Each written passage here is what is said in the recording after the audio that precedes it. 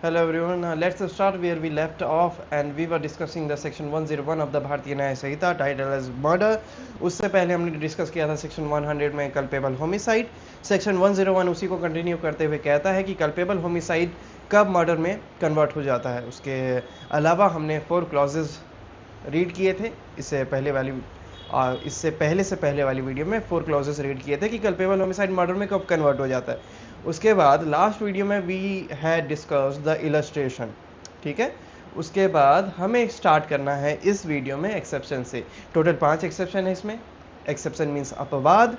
अपवाद यहाँ पर अपवाद से मेरा तात्पर्य है कि कल्पेबल होमिसाइड मर्डर में कन्वर्ट नहीं होगा. कौन कौन से सिचुएशन में? उनमें से सबसे पहली सिचुएशन है culpable homicide is not murder if the offender whilst deprived of the power of self control by grave and sudden provocation. यानी कि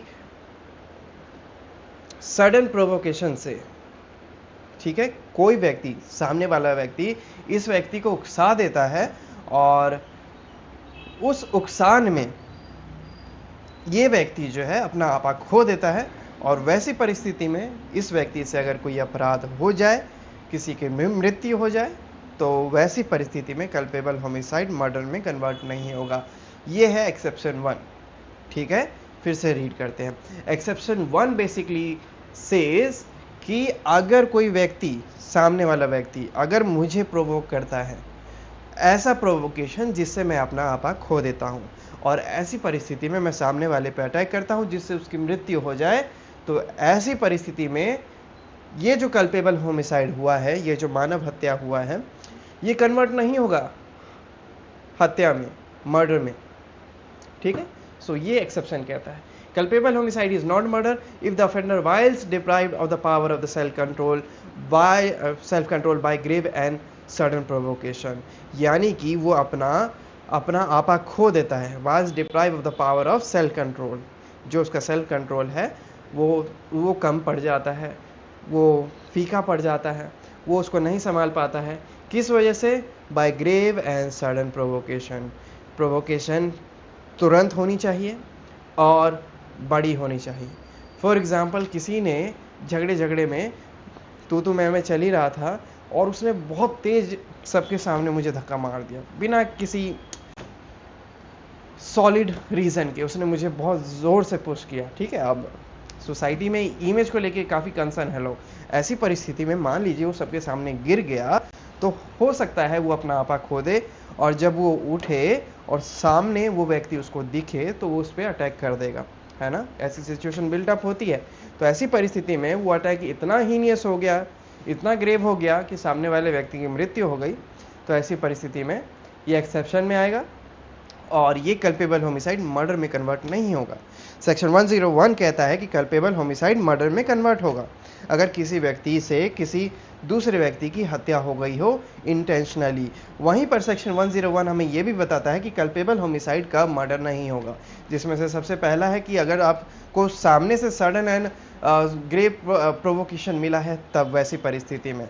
लेकिन ये जो प्रोवोकेशन है, ये इसका भी अपवाद है कि ये प्रोवोकेशन हमने खुद से नहीं दिया हो उसको, ये अपॉर्चुनिटी हमने क्रिएट नहीं की हो कि हम उसको ऐसा करने पे मजबूर कर दें और फिर वो ऐसा करे तो उसका एडवांटेज उठाते हुए हम उसका मर्डर कर दें. उसी को आगे एक्सप्लेन करते हुए प्रोविजन कहता है, provided that the provocation is not sought or voluntarily provoked by the offender as an excuse for killing or doing harm to any person.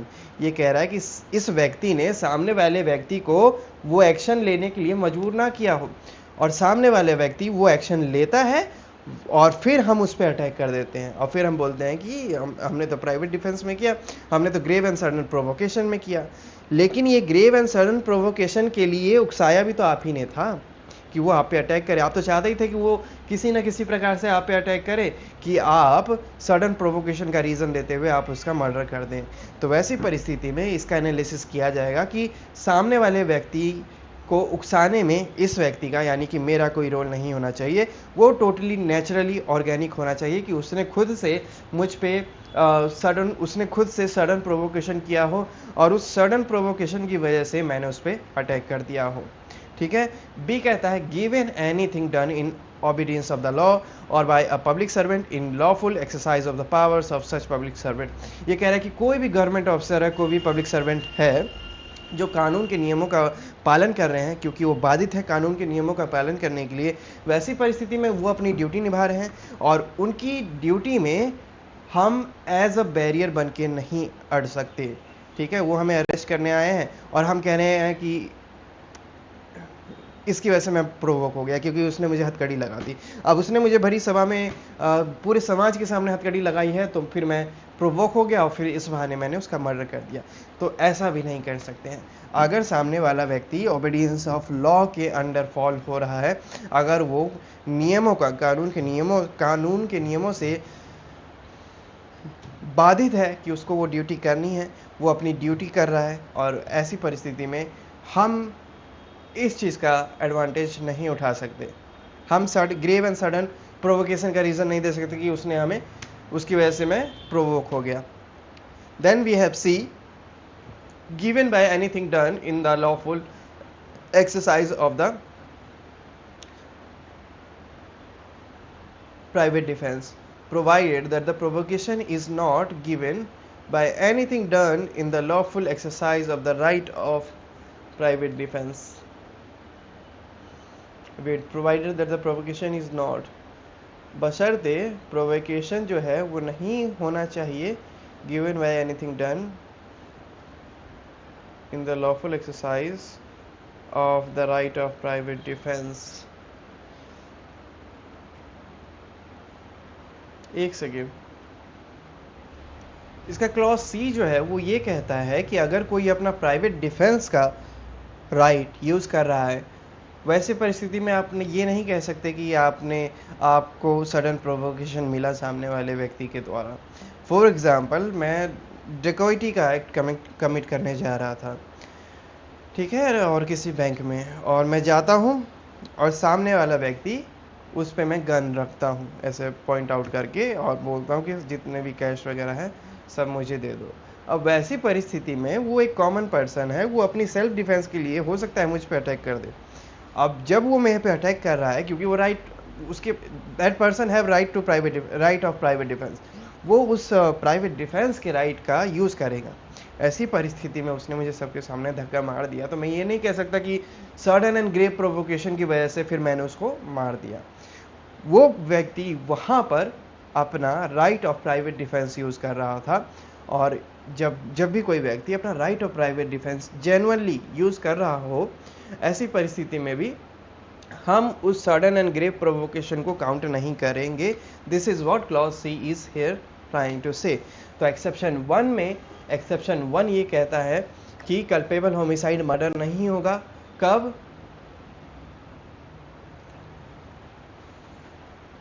जब ऑफेंडर जो है वो self control by grave and sudden provocation causes the death of.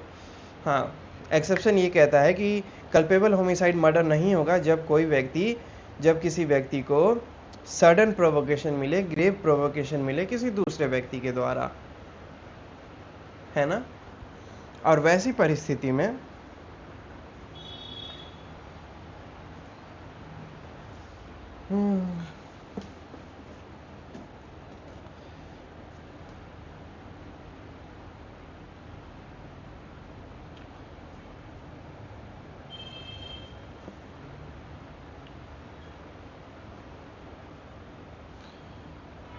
ऊपर वाले illustrations हो गए थे, exception पे थे। एक्सेप्शन आई थिंक मैंने ऑलरेडी डिस्कस कर लिया है कि कल्पेबल होमिसाइड कब मर्डर में कन्वर्ट नहीं होगा, जब सामने से ग्रेव एंड सडन प्रोवोकेशन आता है। वैसी परिस्थिति में अगर आप कोई एक्शन लेते हैं, किसी का मर्डर हो जाता है, तो वो कल्पेबल होमिसाइड ही रहेगा, वो मर्डर में कन्वर्ट नहीं होगा, क्योंकि मर्डर में कन्वर्ट होने के लिए प्लानिंग, प्लॉटिंग, इंटेंशन वगैरह अदर फैक्टर्स भी ध्यान में रखे जाते हैं।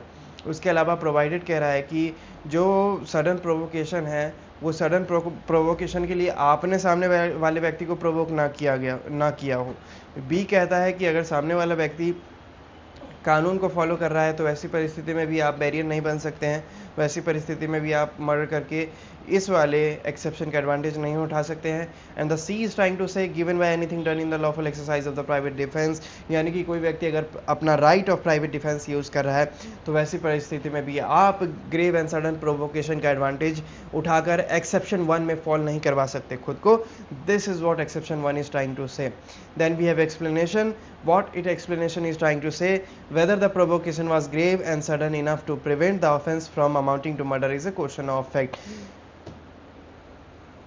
जो प्रोवोकेशन है वो एक्चुअल में ग्रेव एंड सडन थी, सडन एंड ग्रेव थी, ये डिपेंड करेगा कोर्ट पे, क्वेश्चन ऑफ फैक्ट पे। कोर्ट एनालाइज करेगा कि एक्चुअल में था या नहीं था, फैक्ट्स को एनालाइज करेगा, उसके बाद कोर्ट ही डिसाइड करेगा कि वो जो प्रोवोकेशन है वो सडन एंड ग्रेव था या नहीं था, या फिर उस प्रोवोकेशन को टाला जा सकता था या नहीं टाला जा सकता था। उन सबको एनालाइज कौन करेगा? कोर्ट करेगा।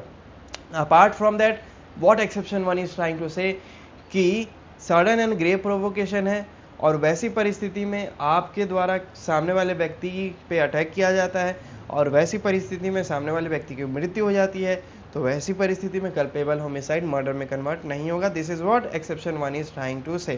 Then we will read the illustration. अब इसके एक्सेप्शन 1 के इलस्ट्रेशन समझने की कोशिश करते हैं।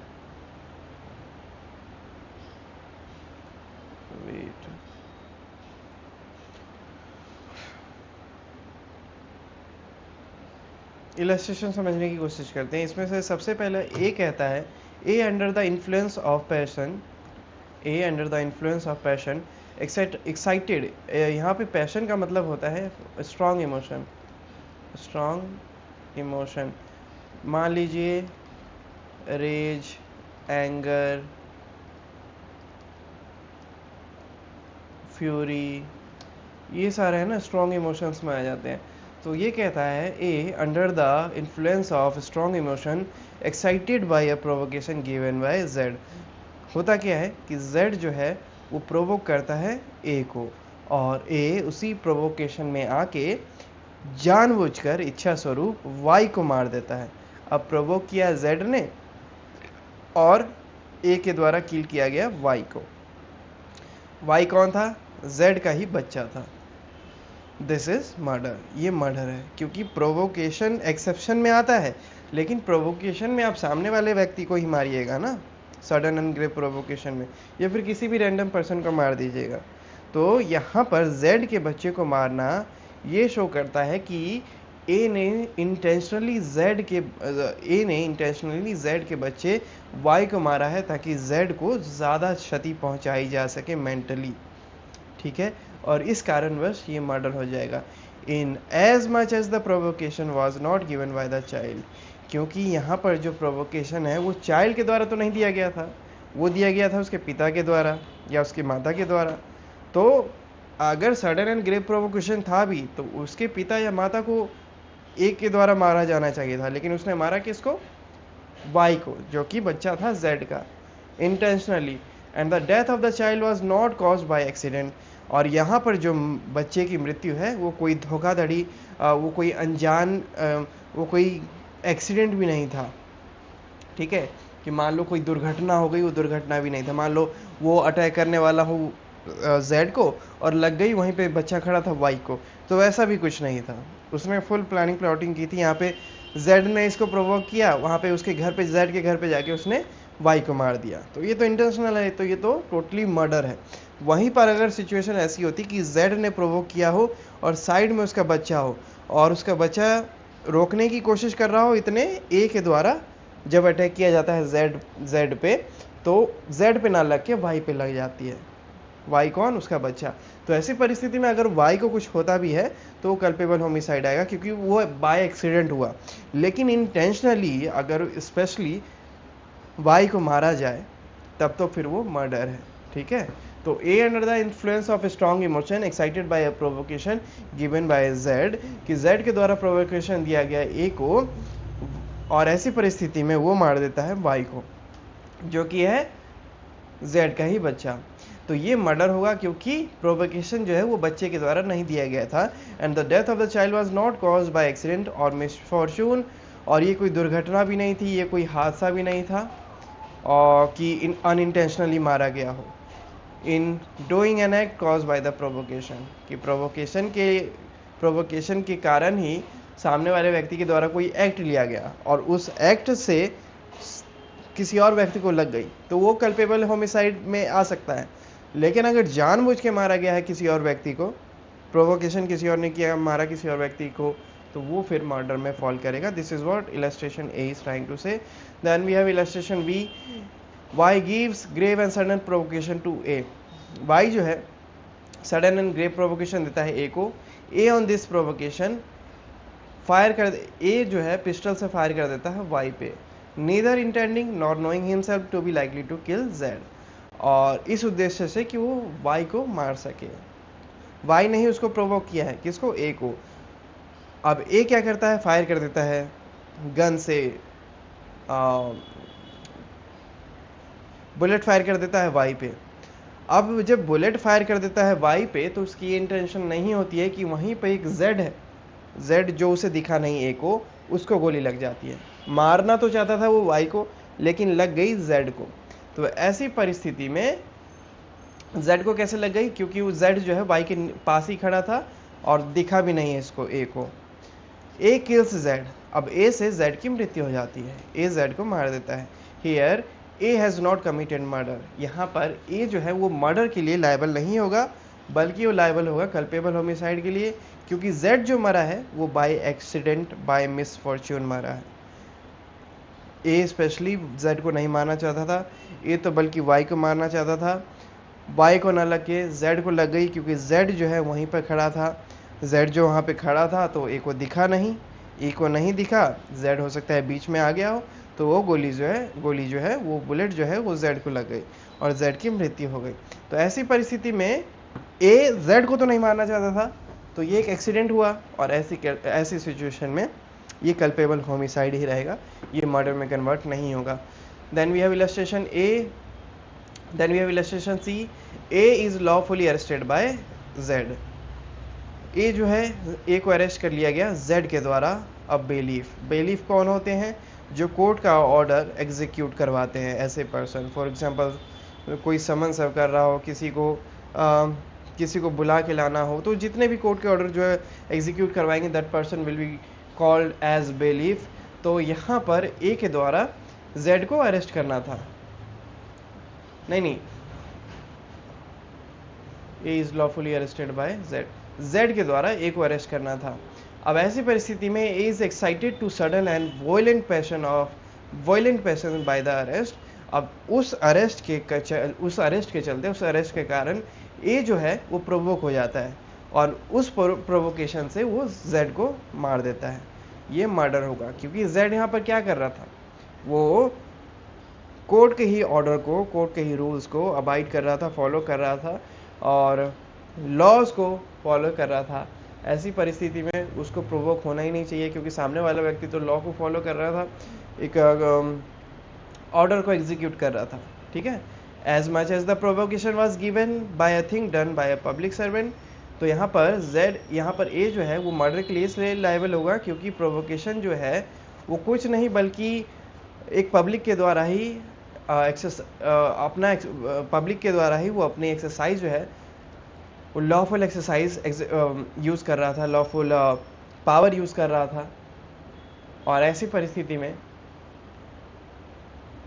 ए को वो अरेस्ट करने जाता है, और ए उसी सिचुएशन में गुस्सा होके जेड को मार देता है। तो ये मर्डर होगा, ये कल्पेबल होमिसाइड नहीं होगा। Then we have D. A appears as a witness before Z, a magistrate. A जो है Z के सामने प्रेजेंट होते हैं। Z कौन है, एक मैजिस्ट्रेट है। अब Z कहते हैं कोर्ट में ही, Z says that he does not believe a word of A's deposition. Z कहते हैं कि मैं A ने जो गवाही दी है उसको मैं सच नहीं मान पा रहा हूँ, सच नहीं मानता हूँ। And that A has perjured himself, और ये कि ए ने झूठी गवाही दी है। ये सुन के ही A is moved to sudden passion by these word. ये सुन के ए जो है प्रोवोक हो जाता है, और जेड को, जो कि मैजिस्ट्रेट है, उनको मार देता है, ये मर्डर होगा। ठीक है, क्योंकि डिसीजन लेना, डिस्क्रिशनरी लेना, अपना ओपिनियन बताना एक मजिस्ट्रेट की ड्यूटी है, उनको वो पावर दिया गया है। और ऐसी परिस्थिति में वो अपना कोई ओपिनियन सामने रखते भी हैं for providing the justice to the system, providing the justice to the person. और इस चीज़ को लेके कोई व्यक्ति ऑफेंड हो जाता है, प्रोवोक हो जाता है और मजिस्ट्रेट को मार देता है, तो ये किसी भी एक्सेप्शन में नहीं आएगा, बल्कि ये आएगा, ये कल्पेबल होमिसाइड कन्वर्ट हो जाएगा मर्डर में। Wait, track me, track me, track me. Okay, E, A attempts to pull जेड्स नोज। ए जो है वो जेड की नाक खींचने की कोशिश करता है। Z in the exercise of the right of private defence lays hold of A to prevent him from doing so. A जो है जेड की नाक खींचने की कोशिश करता है और जेड प्राइवेट डिफेंस में क्या करता है, उसके हाथ को रोक देता है, ए के हाथ को, या पकड़ लेता है। तो ऐसी परिस्थिति में इस चीज़ को लेके ए जो है वो प्रोवोक हो जाता है ना। A is move to sudden and violent passion in consequence and kills Z. और इसी बात पे वो जेड को मार देता है। तो ये क्या होगा, ये मर्डर होगा, क्योंकि प्रोवोकेशन इससे सामने वाले व्यक्ति ने नहीं दिया, स्टार्ट ही इसने किया था। ये उसकी नाक खींचने की कोशिश कर रहा था और सामने वाले व्यक्ति ने इसे रोका। सामने वाले व्यक्ति ने इसे रोका तो ये प्रोवोक हो गया और इसने सामने दूसरे व्यक्ति की हत्या कर दी। तो ये कल्पेबल होमिसाइड नहीं होगा, क्योंकि एक्सीडेंट नहीं था, ये इंटेंशनल था, ये मर्डर होगा। क्यों? Inasmuch as the provocation was given by a thing done in the exercise of the right of private defense, क्योंकि सामने वाला व्यक्ति राइट ऑफ प्राइवेट डिफेंस का यूज कर रहा था। अब ये उसकी नाक खींच रहा था तो वो right of private defence use कर रहा था, तो इसमें ट्रिगर होने वाली कोई बात नहीं थी। अगर वो ट्रिगर हो गया है, उसने सामने वाले व्यक्ति की हत्या कर दी है, तो ये मर्डर में आएगा। Then we have F, Z strikes B. Z जो है बी को मारता है। B is by this provocation excited to violent rage. A bystander intending to take advantage of B's rage. Z जो है यहाँ पे B को मारता है। अब B को जब चोट लगती है तो वो प्रोवोक हो जाता है। वहीं पे A जो है एक खड़ा व्यक्ति ये सब देख रहा था। A की दुश्मनी थी Z से, ठीक है, और A चाहता था कि Z को मार दिया जाए। And to cause him to kill Z, तो ए क्या करता है, जाता है और नाइफ जो है बी के हाथ में रख देता है। अब बी तो प्रोवोक हो ही रखा है क्योंकि जेड ने उसे अभी मारा है। अब उस प्रोवोकेशन में बी जो है उसके हाथ में चाकू होता है, तो बी जेड को उस चाकू से मार देता है। तो यहाँ पर क्योंकि बी को तो प्रोवोकेशन मिली थी जेड के द्वारा, क्योंकि जेड ने बी को स्ट्राइक किया था, मारा था, तो बी तो प्रोवोक हो रखा था। ए ने जाके उसके हाथ में चाकू दे दिया। अब वो चाकू था तो बी ने मार दिया। तो यहाँ पर सडन प्रोवोकेशन के द्वारा अगर मरता है, सडन प्रोवोकेशन के द्वारा जेड मरा, तो बी तो बस कल्पेबल होमिसाइड के लिए लायबल होगा, वहीं पर ए जो है मर्डर के लिए लायबल हो जाएगा, क्योंकि ए जानता था कि ए की इंटेंशन थी जेड को मरवाने की, इसलिए ए ने बी के हाथ में चाकू रख दिया। अब बी को प्रोवोकेशन मिला था सामने से, तो उस प्रोवोकेशन में इसने वो चाकू जो उसके हाथ में था इसने मार दिया। तो ऐसी परिस्थिति में बी फॉल कर जाएगा ग्रेव एंड सडन प्रोवोकेशन में, इसलिए वो कल्पेबल होमिसाइड के लिए लायबल होगा। वहीं पर ए चाहता ए की इंटेंशन थी, ए का इरादा था सामने वाले व्यक्ति को मरवाना, इसलिए उसने चाकू रखा, तो यहाँ पर ए लायबल होगा मर्डर के लिए। So this was illustration F. We will discuss the exception second in our next video. Till then, have a good time. Bye bye. Thank you.